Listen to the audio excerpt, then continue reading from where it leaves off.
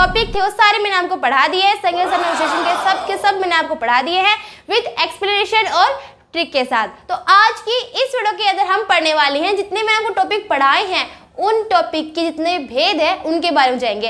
एक सिंपल से छोटे से चार्ट के जरिए हम इन सब के बारे में जानेंगे। तो अब हम क्या करेंगे, जितने भी संधि, सर्वनाम, क्रिया विशेषण जितने भी हैं टॉपिक है हमारे, उन सभी के क्या करेंगे, भेद के बारे में जानेंगे और उनके जो भेद हैं, जैसे कि सर्व संधि के भेद है, व्यंजन जो हमारे संधि के भेद है, व्यंजन संधि, स्वर संधि, उनके जो भेद है उनके बारे में डिस्कस करेंगे। ठीक है, तो भाई पहला है हमारा संधि। तो संधि के होते हैं 3 भेद, सभी को पता है संधि के 3 भेद होते हैं, स्वर संधि, व्यंजन संधि और विसर्ग संधि।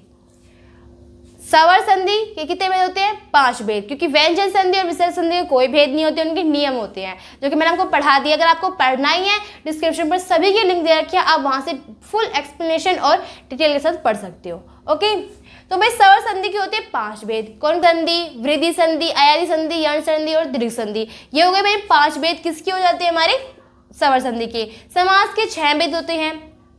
उसकी जो ट्रिक है कैसे याद करें वो मैंने आपको वीडियो में बता रखा है, आप वहां से देख सकते हो।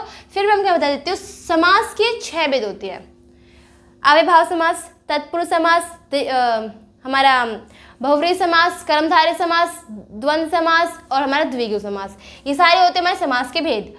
कारक के भेद, कारक के हमारे 8 भेद होते हैं। कर्ता, कर्म, करण, सपदान, अपदान, अधिकरण, संबोधन, संबंध, ये सारे हमारे होते हैं कारक के भेद। व्यंजन के कितने भेद होते हैं? व्यंजन के सिर्फ 2 ही भेद होते हैं, सिंपल सा, आपने पढ़े बहुत बार होंगे। ये कौन कौन से होते हैं? एक वचन और बहुवचन। लिंग के 2 भेद होते हैं। लिंग कौन कौन से? पुल्लिंग और स्त्रीलिंग। काल के 3 भेद होते हैं। कौन कौन से? काल का मतलब कौन सा क्या होता है? समय होता है ना काल का मतलब। काल का मतलब समय होता है और हमारे काल 3 प्रकार के होते हैं, भूतकाल, वर्तमान काल, भविष्य काल। सर्वनाम के कितने भेद होते हैं? सर्वनाम के होते हैं 6 भेद। कौन कौन से होते हैं? पुरुषवाचक सर्वनाम, निश्चयवाचक, अनिश्चयवाचक, प्रश्नवाचक, संबंधवाचक, निजवाचक। और फिर आता है हमारे क्रिया विशेषण। क्रिया विशेषण के होते हैं हमारे 4 भेद। कौन कौन से? सारी मेमोरी आप याद करते जो आपने क्या क्या इस चीज में पढ़ा है, सारे के भेद है यहाँ पर, बस और कुछ नहीं है, सिंपल सा है बस।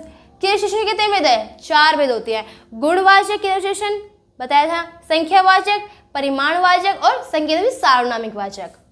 क्रिया के 2 भेद होते हैं, सकर्मक क्रिया और अकर्मक क्रिया। छंद के 2 और हाँ, सकर्मक और अकर्मक मैंने आपको ये बताया था कि कर्म को कैसे पहचाने, उसकी ट्रिक बताई थी। क्या ट्रिक थी वो आपको याद है? वो ट्रिक थी हमारा क्या और किसको से। ठीक है, छंद के 2 भेद होते हैं, चौपाई छंद और दोहा छंद। अलंकार के 2 भेद होते हैं, अर्थ अलंकार, शब्द अलंकार। रस के 9 भेद होते हैं, हास्य रस, करुण रस, रोध रस। ये सारे रस कैसे याद करें वो मैंने आपको बता रखा है मेरी वीडियो के अंदर, नीचे डिस्क्रिप्शन पे आप देख सकते हो। वर्णों की संख्या हमारी 52 होती है। वर्ण तो आपको याद ही होंगे ना, क, ख, घ, घड़, एन, आर, आम, ईम, ली, सबने बहुत पढ़े होंगे। ये सारे के सारे हमारे वर्ण होते हैं और उनकी संख्या होती है हमारी 52। व्यंजनों की संख्या होती है भाई 33 व्यंजनों की। ओनली व्यंजन क, ख, घ, घड़ व्यंजन है हमारे। कष्टपट ये आप पढ़ा था मैंने आपको, क, व, ट, व, त, व, प, व, ये सब हमारे ये सब व्यंजन होते हैं। संचारी भाव की संख्या 33 होती है। मैंने ये आपको रस की वीडियो के अंदर पढ़ाया था कि संचारी भाव की संख्या हमेशा 33 होती है और ये बहुत ही मेन है। वो मैंने आपको बताया भी था, कोई लोग नहीं बताते पर मैं आपको बता रही हूँ। संचारी भाव की संख्या पेपर में आ सकता है और उसकी संख्या होती है 33। विभाव की होती है 2 भेद, आलंबर और उद्दीपन। उसकी संख्या होती है 4 होती है। कौन कौन से? ऋग्वेद, यजुर्वेद, सामवेद, अथर्ववेद।